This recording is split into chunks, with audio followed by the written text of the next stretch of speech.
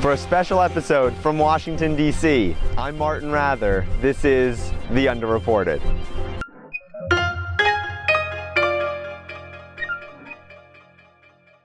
We're here in Washington, D.C. today to talk to Congressman Seth Moulton of Massachusetts' 6th District, a rising star in the Democratic Party, about the future of the United States economy and his thoughts on the 2018 midterms. We met in his Capitol Hill office. Congressman Moulton, who is in his second term in Congress, has a unique backstory. With 3 degrees from Harvard, serving 4 tours in the Middle East as a Marine, Moulton was the only Democrat to defeat a Democratic incumbent when winning his seat in the House during the 2014 election year. But my wide-ranging interview with him began with his views on the future of the U.S. economy. The economy is changing very quickly, and a lot of people are being left behind. And we hear about this, especially in the Midwest, but actually in the majority of counties in America, people just aren't keeping up with the economic changes. And it's not driven by immigrants taking jobs, it's robots, it's automation, it's jobs being automated out of existence. And not just the factory jobs that we think of, but I mean, even lawyers are losing their jobs to automation these days. So we've got to make sure that everybody in America has a job in the economy of the future, not in the economy of the past. And people are frustrated. I mean, I was talking to a Marine I served with who lives in Western Pennsylvania, and he's like, Seth, the people trying to figure this out in Washington are all the folks who had 12 a.m. flashing on their VCRs for 30 years, you know? And they're looking for the new generation to come along and help them explain how everybody has a role in the economy of the future. Any discussion about the future of the economy would be incomplete without speaking about the impact on jobs and U.S. workers. Well, I'll tell you what, we're not going to solve this by going back into the coal mines or by pretending that, you know, we're just going to build a wall to stop immigration. I mean, these aren't realistic solutions. What we need to do is embrace new jobs. So what are new jobs? Well, of course, they're tech jobs, and we see that on the coast. But there are also jobs that are coming up from small and growing companies all over America. But here's the key. New companies are responsible for all job growth in the last 10 years. So those are the companies that we should be supporting, not the big incumbents. You know, not the big companies like that already have thousands of employees, and we shouldn't be cutting taxes for them, which is kind of what leadership in Washington has been doing recently.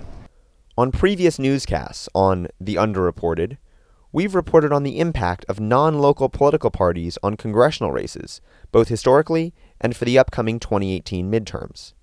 I asked Congressman Moulton for his insight. You told the Associated Press in December of 2017 that it was too early for Democrats to be thinking about 2020. What result do you need to see in the 2018 midterms to start thinking about 2020? We need to win. You know, we need to have a winning message, we need to have winning candidates, and we need to show that our party leadership is willing to let young people rise up. It's another way to show that young people can have a say in this democracy. When I ran for the first time, I challenged an 18-year incumbent in my own party.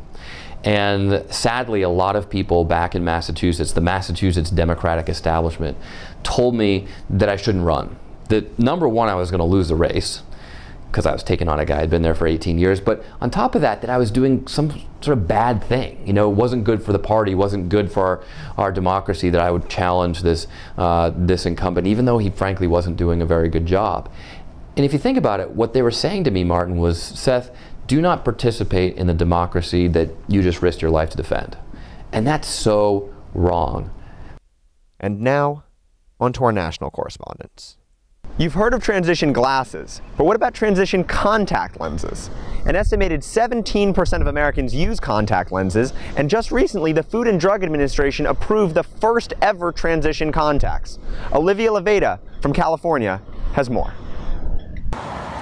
Without proper protection like sunglasses, wearing contacts or eyeglasses in all this springtime sunshine can often leave your eyes feeling strained.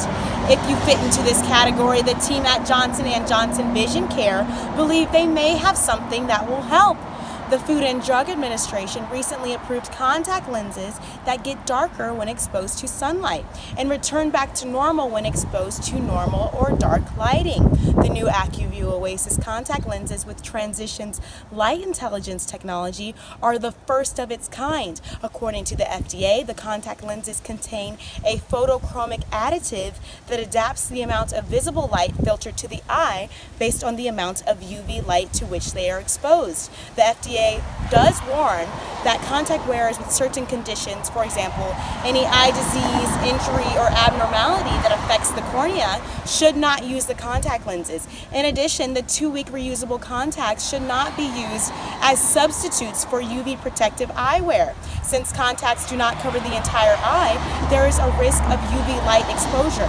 And according to the American Optometric Association, the longer the eyes are exposed to solar radiation, the greater risk of developing cataracts or macular degeneration later in life. From California, Olivia Leveda, The Underreported.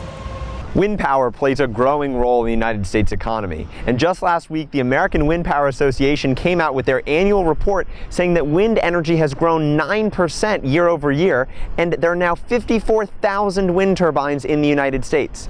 Cameron Kaufman from Yale University has more on the story. This year, more Americans than ever are feeling wind power tangibly impact their lives.